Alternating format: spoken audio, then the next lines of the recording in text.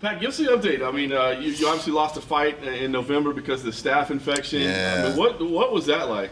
Man, that was a tough one. And actually, I had to pull out of a fight earlier that year for the same thing. So it was like, what is going on? You know, like I couldn't figure it out. And I like to chalk it up to the fact that Florida, I didn't mix with Florida. You know what I mean? So we since then we've relocated. We're in Denver now. So we've been training with Genesis and Jake Ramos at up in Arvada, and things have been rolling pretty well now. But yeah, that MRSA thing was pretty crazy. Like all of a sudden I was like, why is my foot swollen? Why is my shin swollen? Like, I don't really remember kicking anybody's elbow, or you know what I mean? Like, I was just kind of like, this is kind of a mystery, and I was kind of like keeping an eye on it, but still training, and you know what I mean? Just kind of like keeping it a secret for a minute. And then I was like, dude, this is like, I'm like, something's really wrong here, you know? And I had to get IV antibiotics for like twice a day for almost 2 weeks, and it still didn't take it away. It was a rough one. Did you ever have to have surgery on it at all, or just the antibiotics end up working? Yeah, the antibiotics ended up finally working. Like I think I was on like 6 antibiotics total, and they put me on one that was brand new, and it was $700 at the pharmacy. I was like, okay, this better work. Wow. Yeah. So that was a rough one, and then to not have a fight, not have a payday, and just be like, okay, got to get back to, got to get healthy, and then pick up another fight. So it was a tough one. Not to delve too far into your personal finances, how did that? I mean, you had to be pretty stressed out, right? Yeah. Oh, for sure. And I mean, yeah, I've been, since my whole, kind of moving camps from California to Florida, and I never actually moved fully to Florida, so I was, just kind of taking flights back and forth, just like shelling out cash here and there, and I was just like, man, I need to fight. And but I'm a thrifty guy. I like to clip the coupons. So like, I made it okay, but I was like, it's time. I got to start getting ahead. I was gonna say, maybe you're gonna start thinking like, I'm gonna have to start making coffee again. Yeah, I know. And I was like, just bouncing around from buddy's place to buddy's place. I'm like, man, this is no way to live my life. I gotta get myself established. So I think I'll get a place after this fight. How'd you end up in Colorado? Well, Coach Neil Melanson is, he's been my guy for the past probably year and a half. And when I left California, I looked him up, and we clicked really well. And and all good things have happened since then. So, I've put together like 2 fights in a row wins, and like, I'm just like, all right, this is my guy. So we went there, but I was like, dude, listen, I can't live in Florida.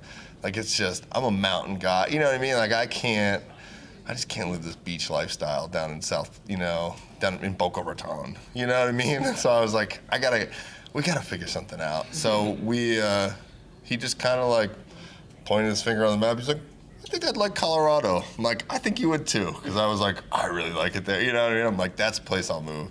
So that's pretty much how it came about.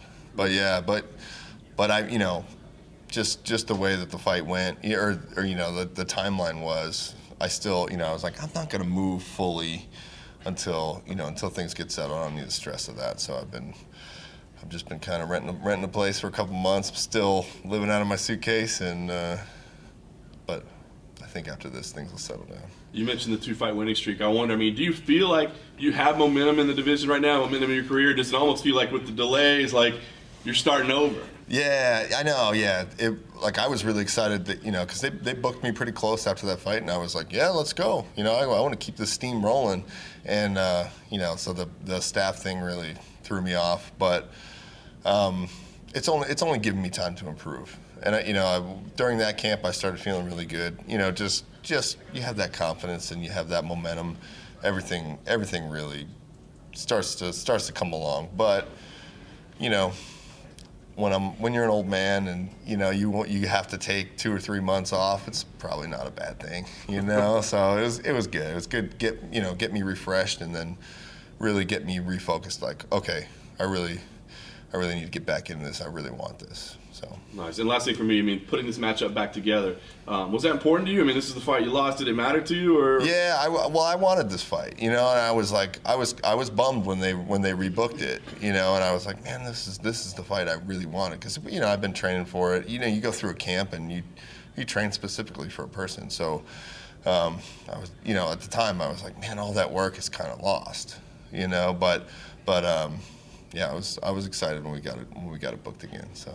As someone who worked at the Boca Raton Mall, I totally get it. For sure. Man, I feel 100%. For you. No, it's fine. You got to get through high school some way. Yeah. I asked Corey this. Usually when we see wrestlers versus wrestlers, it turns into a striking war. Is that something you're anticipating, looking forward to? I mean, I'm ready for it. You know what I mean? And I know he prides himself on his striking. So, but I'm definitely. In the end of the day, I don't forget my wrestling roots, and I think that the threat of that sets up my striking, and then ultimately, yeah, I mean, I want to take him down and grind him up a little bit. So, perfect case scenario. Fight ends, you win. How does that happen? I really want a submission this fight. Okay. Yeah, so Anything in particular you've been working on? I got a couple tricks up my sleeve. Okay. Yeah, some brutal Melanson style stuff. Right. Oh yeah. All right. Yeah, so we'll see. We'll see what happens. Yeah. Is Corey's chin something you've been thinking about? He's had a couple hard fights in the last. Yeah, I mean, yeah, of course. I mean, there's definitely some areas that we're like, well, this could be a weakness for him. So we're planning on that. But. I'm not putting all my chips on that fact, because everybody's been dinged at this point, and it's just kind of the way of the sport. Right. So, yeah, I'm looking to pick up the win, however I can. Last thing for me, how can I get a pair of those shoes? Right, well, you got to reach out to my buddy that did them for me. All right. Yeah. Hit him up on Twitter. Yeah, hit him up on. I think Instagram is his main. Oh, cool. Yeah. So. Thank you. Yeah. Because you. And he can put your face on it too. No. Doesn't have to be mine. One of yours, one of mine. Okay, there you go. We can fight. We can fight each other. Yeah. Gotta get Corey parallel. Because you guys both come from wrestling backgrounds, do you feel some type of pride in being able to take it to him on the ground in this fight? Yeah, of course. I think. I mean, everybody thinks of themselves as the best in their area or whatever. I feel like no matter what happens in this fight, I feel like I'm in good shape no matter where the fight goes. But yeah, for sure, you got that old wrestling, like I gotta prove one for the old boys, For sure. Yeah.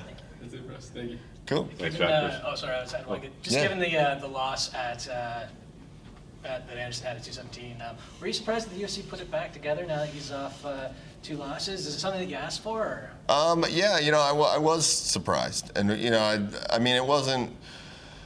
I kind of felt like, okay, like maybe we want to look for somebody, a little higher ranked or whatever. But when they offered it, I was like, yeah, I still, like I said, I've trained a bunch for this fight, and it's an ideal matchup for me. Have you noticed a difference with the elevation out in Colorado? Yeah, it took me a lot. I think just because I'm older, it took me a lot longer to acclimate to the altitude. But once I finally did, I was like, all right, I feel good now. I can't. But at the same time, like I can't stay away from home for too long now because I don't want to start all over again. I don't want this month and a half of like acclimation to happen again. But yeah, and now coming down to sea level, I'm like, ooh, yeah, let's go. Yeah. And one more for me, DC obviously going up to fight Stipe. He's a guy you've had history with, and obviously your debut. What are your thoughts on him going up? How do you think he's going to do? I just given his history of wrestling heavyweights and big guys that I consider really, really tough, and not having a problem with them, and then he transitioned to fighting and fought some really big dudes, and and did really well. You know, threw guys around that you're just kind of like, whoa. So I really, I mean, and of course, Stipe's the man. You know what I mean? But I don't know, for some reason I just see Daniel just taking control of this. So, but, you know, I don't bet. So don't listen to me. Yeah.